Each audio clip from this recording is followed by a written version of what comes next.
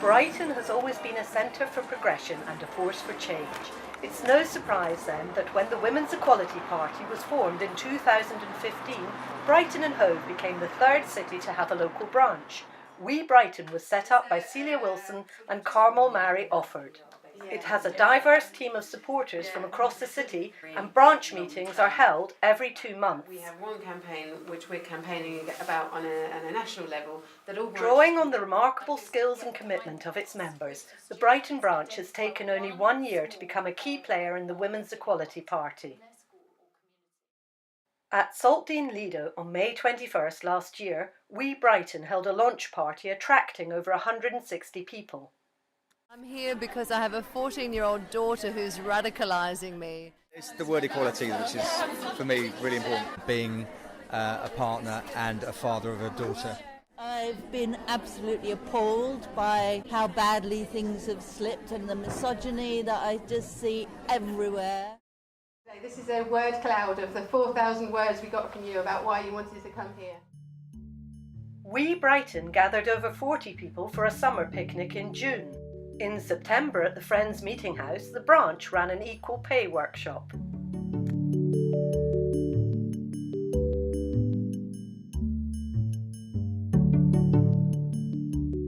By October, the branch were making party rosettes. When the film Suffragette was shown at Comedia, We Brighton held a friendly picket outside the cinema. On October the 21st, over 130 people attended a policy launch at the Synergy Centre on West Street.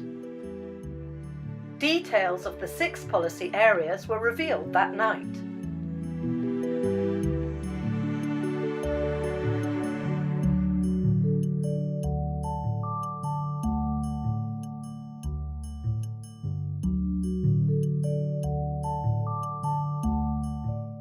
In November, We Brighton's Ali Smith braved the coals in a fire walk for Survivors Network. And in December, We Brighton joined the Reclaim the Streets walk. In early March this year, Celia Wilson was featured in an interview on Brighton's latest TV channel. This time last year, in fact, at the Women of the World Conference was when the Women's Equality Party was founded. And it was founded particularly because equality is not moving fast enough. It will take another 77 years at the current rates for women to achieve equal pay. Latest TV also interviewed Celia about the International Women's Day event at the Brighton Dome. Women need a day because so much of what happens to women goes unnoticed and untalked about. It's a really important opportunity to provide role models for women, for young women, showing people who are doing things and creating things. And there was plenty of creativity at the Brighton Dome on March the 5th, when the International Women's Day event was hosted by Brighton's Women's Centre.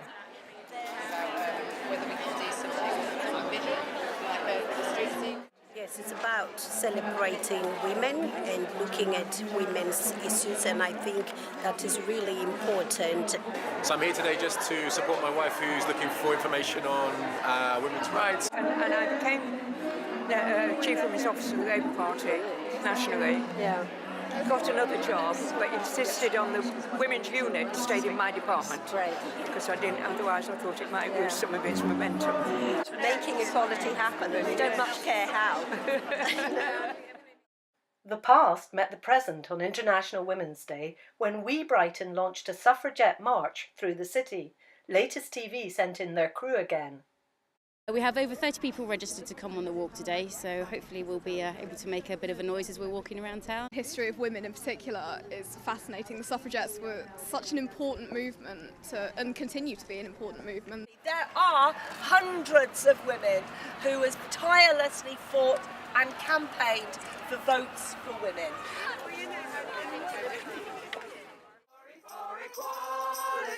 And the cause goes marching on. At the end of the day, Sandy Toksvig appeared at the Dome in her one-woman show. Between the gags and the fundraising, Sandy introduced the audience to Celia and Karen from We Brighton.